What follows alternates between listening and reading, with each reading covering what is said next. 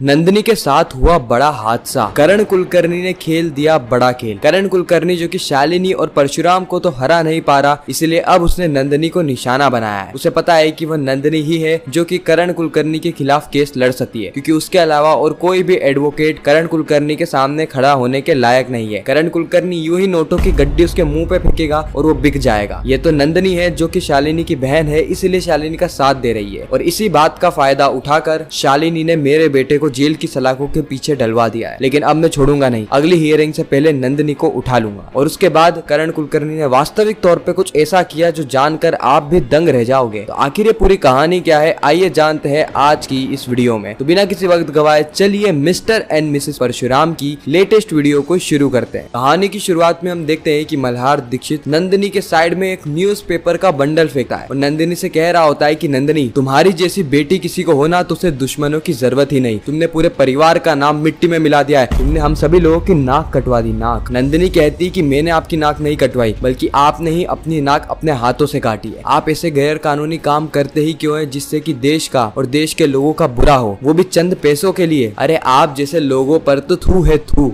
आप जैसे लोगों के कारण ही भारत देश और भारत देश के लोगों पर इतनी मुसीबतें आ रही है, क्योंकि सारा करप्शन करके आप ही लोग डकार मार रहे हैं। ये सारी बातें सुन के मल्हार दीक्षित का जो सर है वो बहुत गर्म हो जाता है। उसका गुस्सा 7वें आसमान तक पहुंच जाता है और उसी वक्त वहाँ पे संकल्प भी आ जाता है। और संकल्प और मल्हार दीक्षित मिलके नंदिनी पे भिड़ जाते हैं। वह नंदिनी को यह एहसास दिलाने की कोशिश करते हैं कि नंदिनी जो कुछ भी कर रही है ना, गलत कर रही है। और इससे आने वाले समय में नंदिनी को पछतावा भी होगा कि वो अपने परिवार का नाम डुबा रही है, क्योंकि जब कोई भी उसके साथ खड़ा नहीं होगा ना, उस वक्त ये परिवार ही है जो कि उसके साथ खड़ा रहेगा। लेकिन नंदिनी संकल्प को भी मुंह तोड़ जवाब देते हुए कहती है कि मुझे गैर कानूनी लोगों का साथ बिल्कुल भी नहीं चाहिए। मैंने लॉ की डिग्री इसलिए नहीं पढ़ी ताकि मैं आप जैसे लोगों को बचा सकूं या फिर मेरे परिवार के काली करतूत लोगों के सामने से हटा सकूं। मैंने एडवोकेट की डिग्री इसलिए ली है ताकि मैं सभी लोगों को न्याय दिला सकूं, करण कुलकर्णी जैसे अपराधियों को जेल की सलाखों के पीछे भिजवा सकूं। इस तरफ हम देखते हैं करण कुलकर्णी को, जिसका दिमाग बहुत ज्यादा गर्म हो रहा होता है, क्योंकि करण कुलकर्णी का बेटा जेल में है, ना ही उसे परशुराम के बारे में कुछ खबर लग पा रही है। साथ ही अब तो कबीर की माँ भी लौट आई है